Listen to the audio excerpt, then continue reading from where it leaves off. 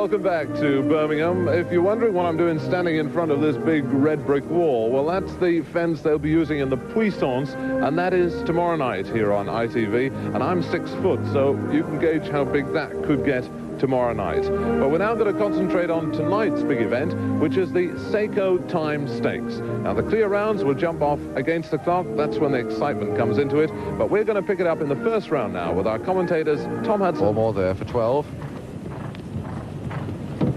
So, he's had his wins for today. I'm afraid it's not Michael's night. He goes out with Disney on 12 faults.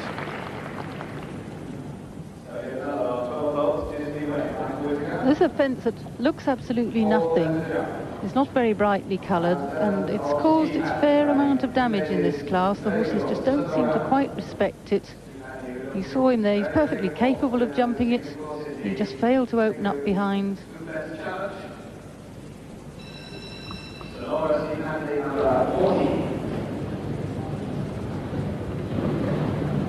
Well, now Stephen Hadley with Peter Vessey's brilliant mare, Sunorra.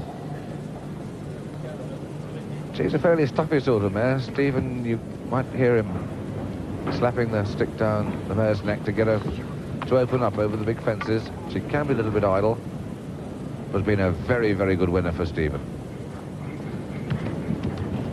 Of course, Stephen already the winner of the 2-horse challenge earlier with his old favourite Corona Bay.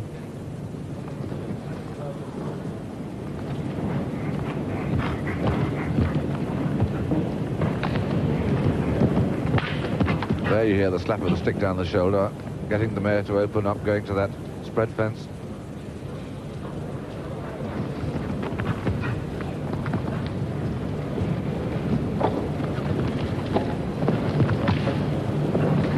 Beautifully through that combination. Clear so far. Just the wall for our 9th clear round.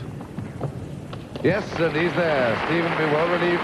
So that's over. That's a clear round, and he's got a good position for the jump off. Stephen Hadley looking in really good form tonight. Sunorra number Stephen 40. gives Sunorra a good pat down the neck. She's a really good old mare. She's terrific indoors. Remember her last season, Alison? She really was nearly unbeatable in Wembley. Yes, I've seen her. She's what I call a clockwork horse. She just jumps clear round after clear round after clear round.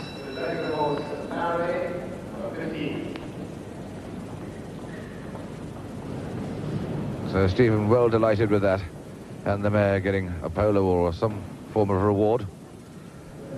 And back inside, it's young. Welcome back. Well, this 9-horse jump off against the clock for the Seiko Time Stakes is just about 33.2, which in fact goes into a 5th place.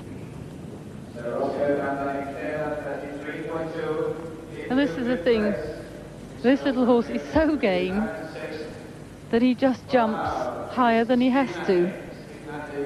And then Pam has to steady him a little bit because he quickens so much on landing. He just bounds into his fences. But I'd still take him home.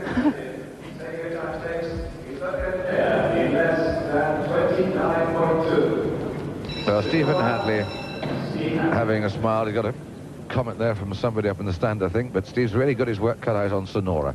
29.2. I would think Stephen will be delighted if he finishes in the first 4.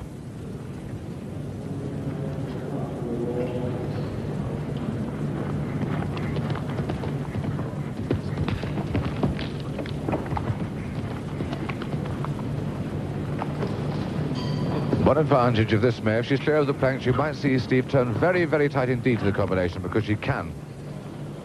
Now he's giving her room. And again, he'll be thinking of the big money later. He's slightly down on the Ferdi Tyteca's time. The crowd urging him on and cheering Steve on, but he can't do it, I don't think. Go on, kick on, Steve, he's trying. And he comes home clear round in 31 seconds exactly. Another great round there, but not good enough to win.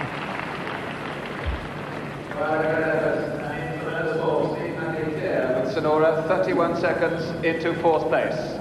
But the honour tonight goes to Belgium. The Seiko Time Stakes winner, Ferdi Tyteca with Soulaiky.